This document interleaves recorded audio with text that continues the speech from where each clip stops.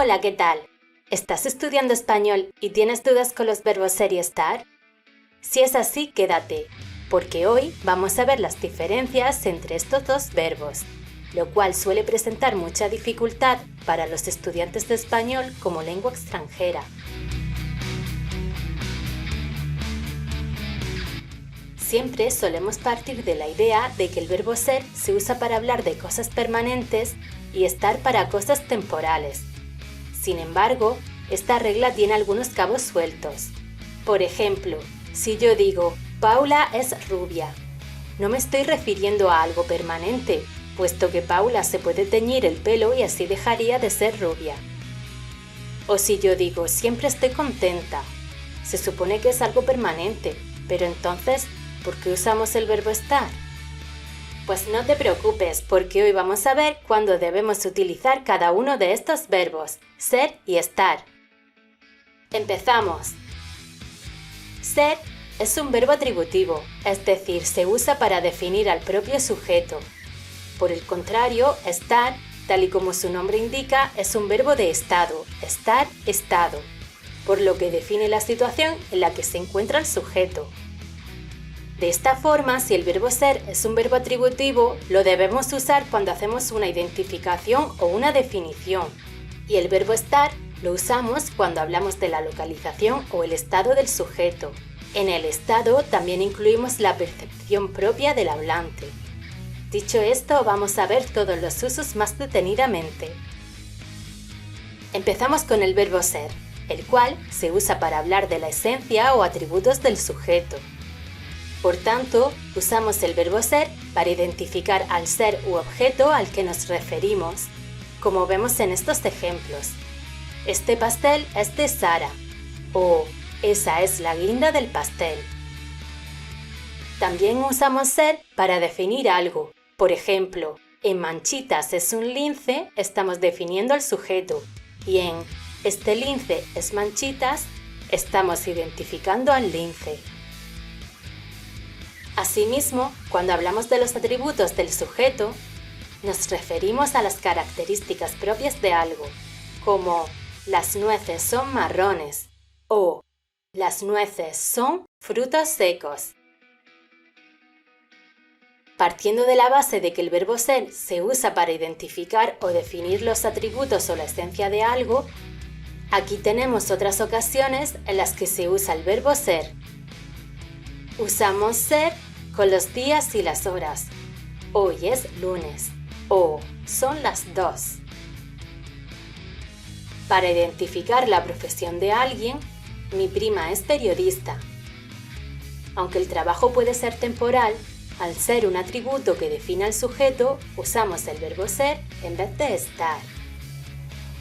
Igual sucede cuando hablamos de la relación entre los sujetos.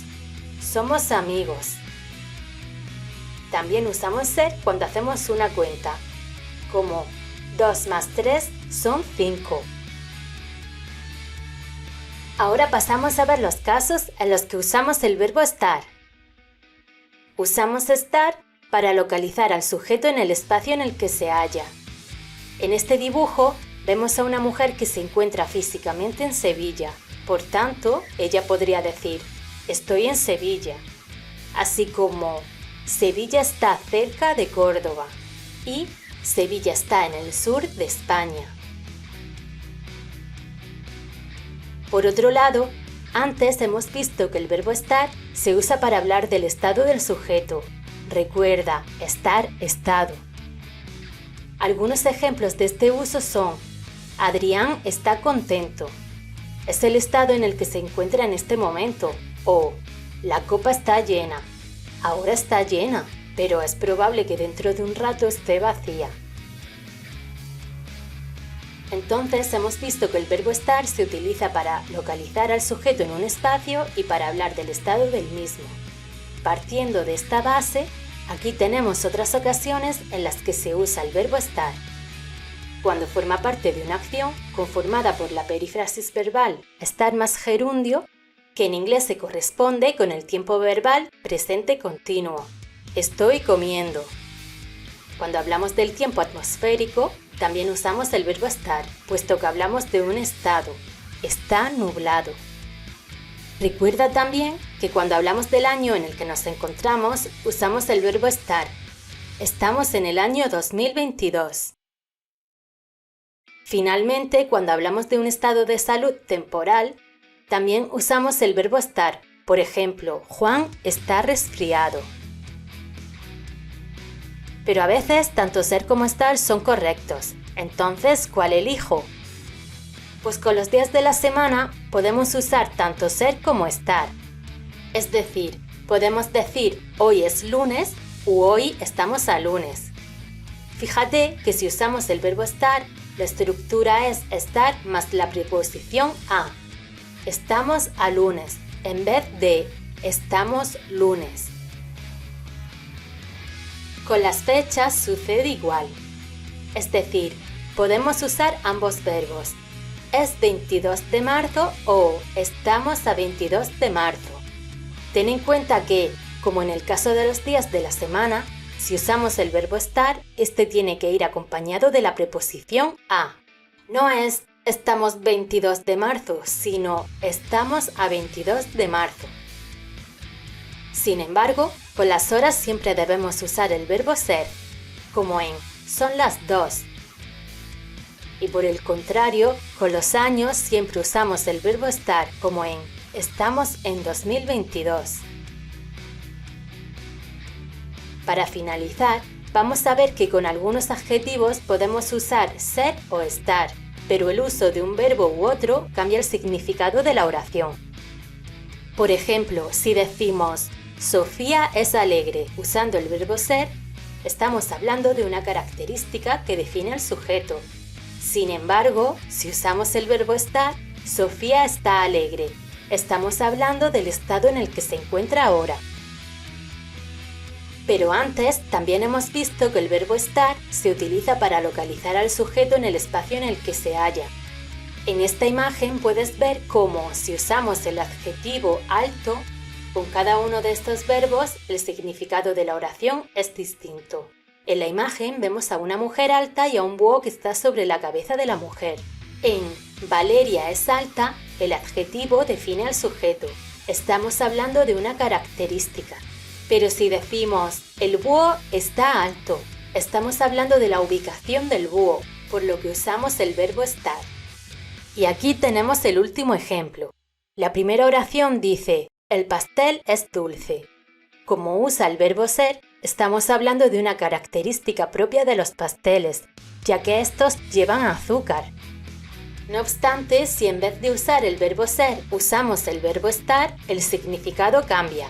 En la imagen vemos a una mujer que está pensando que el pastel tiene azúcar y por eso dice, el pastel está dulce. Usa el verbo estar porque se refiere a que a ella le ha parecido que estaba dulce. Por tanto, es una percepción propia del estado del pastel. Quizá ese pastel en concreto tenía demasiada azúcar, pero no es algo que defina el resto de los pasteles. Ya hemos visto las diferencias entre los verbos ser y estar. Por un lado, ya sabemos que el verbo ser es un verbo atributivo, por lo que lo debemos usar cuando hacemos una identificación o una definición. Y por otro lado, usamos el verbo estar cuando hablamos de la localización o el estado del sujeto, así como para expresar la percepción propia del hablante. Para afianzar todo lo que hemos aprendido en este vídeo, vamos a hacer el siguiente ejercicio. Justo ahora voy a dar las soluciones, así que antes de continuar puedes pausar el vídeo y hacer el ejercicio y posteriormente continuar con la reproducción para corregirlo. Bueno, me imagino que ya has hecho el ejercicio, así que vamos a corregirlo. Empezamos. Ella es Sara.